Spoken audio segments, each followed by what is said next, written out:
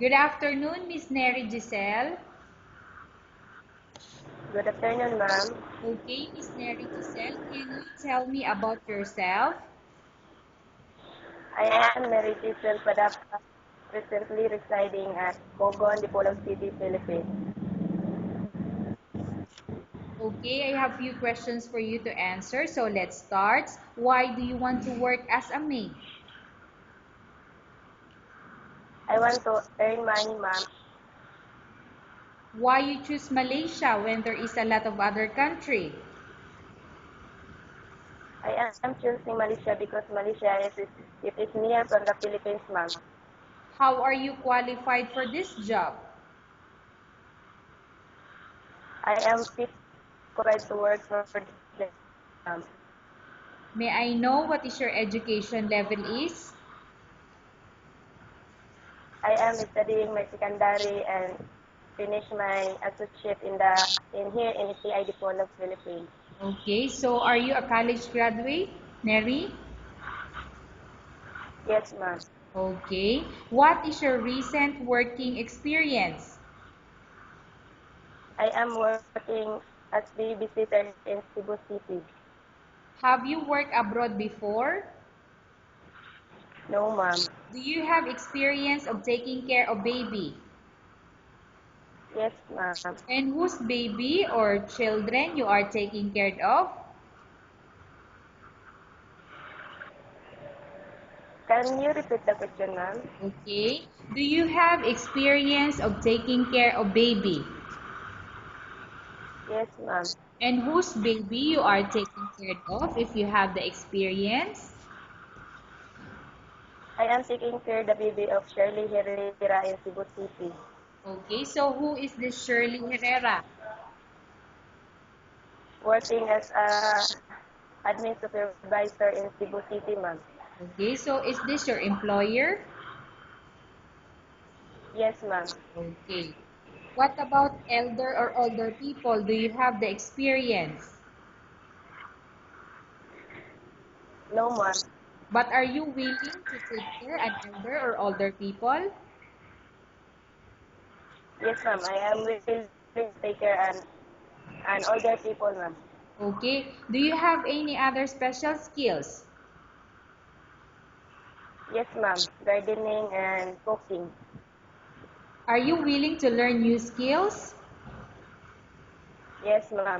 Are you willing to work with a family where the mother-in-law or any relatives stay together? Yes, ma'am. Currently, are you still working now? No, ma'am. Do you know how to cook? Yes, ma'am. What sort of food can you cook? Filipino and Western food, ma'am. Filipino and what is the other cuisine? Western or Chinese food. Chinese food, okay. In Chinese food, can you tell me what are those Chinese food that you can cook? Noodles and what do you call the other one? Mm, Chinese. I think it's only Chinese noodles. Okay. I don't know what's the name for that. Okay. What about Filipino food that you can cook? Adobo, kare-kare, pinakbet, humba. Okay. Are you aware that you will have to do washing, cleaning, ironing, and cooking? Yes, ma'am, I am aware. From all the house chores like cooking, cleaning, ironing, and washing, which do you like most? Cooking and cleaning. You are not Also washing. I like washing also. washing also, okay? You are not allowed to use Yes. handphone during working hours. Neri, Can you repeat the question, ma'am? okay? You are not allowed to use handphone during working hours. It's okay, ma'am. You are only I allowed will not to use use it. handphone after you finish all the works and when going to bed. Yes, ma'am. You are strictly needed to surrender the handphone to your employer in the morning, and your employer will return back to you once you're going to bed. Yes, ma'am. If ever your employer finds out that you're abusing your handphone and it's affected your work performance, your employer will confiscate your handphone and you're not allowed to hold it anymore. Instead, your employer will allow you to call to your family 3 times in a month. You're only allowed to bring normal phone and you're not allowed to bring smartphone. Are you agreed for the terms and condition? Yes, ma'am. Are you agreed to the rules and regulation for the handphone? Yes, ma'am. How many years is the contract as you agreed and understand? As we agreed as 2 years, ma'am. Can you describe for me your ethics or your attitude? Hardworking and willing to work with the supervision with the employer, ma'am. How can you assure to us that you will work hard in Malaysia? 100% assurance, ma'am. I am work uh, a hardworking person, ma'am. Okay. Can you promise not to use the telephone without the permission of your employer? Yes, ma'am. Can you promise not to put on makeup but to dress properly while work? Yes, ma'am. Can you promise not to invite friends and relatives without the consent of your employer? Yes, ma'am. Can you promise not to ask for advance salary from your employer under any circumstances? Yes, ma'am. Do you really understand of the rules and regulation of the agency? Yes, ma'am.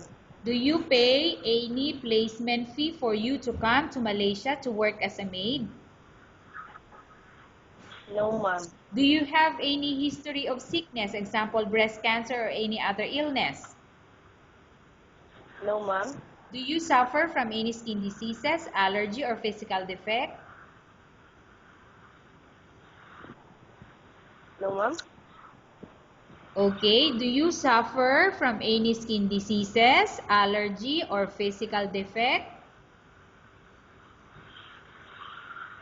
I am having my allergy last 2013, but it is food allergy. Okay, so you just only have skin allergies, right? Uh-uh. Yes, ma'am. Have you suffered from any serious illness? No, ma'am. Do you smoke? No. Okay. No, Have ma'am. you undergone any operation or surgery? No, ma'am. Are you medically fit? Yes, Okay, Miss Neri, can you please repeat your answer? Are you medically fit? I am medically fit, ma'am. Yes. Okay. Are you in any medication? No, ma'am. Are you allergic with any food? Yes, ma'am. Okay. So what are the foods that you are allergic? Crab and shrimp, Okay. Are you ma'am. prepared to work for the employer of any race? Yes, ma'am. Are you prepared to eat the type of food taken by your employer? Yes, ma'am. Are you afraid of being left alone in the house? No, ma'am. Are you afraid of dogs or other pets? No, ma'am. Can you promise to work according to instruction from your employer? Yes, ma'am. Do you have any immediate family working here in Malaysia? No, ma'am. Okay, Miss Neri Giselle, we have finished our question section. Let's go to case study. I have a case study for you and want you to answer me truthfully. Upon arrival in Malaysia within 6 months, if ever any of your family members pass away, what will you do? Will you continue to work till finish your contract or you will go back? I will continue to work to finish my contract, ma'am. Okay, tell us about yourself and why do you want to work in Malaysia as domestic helper?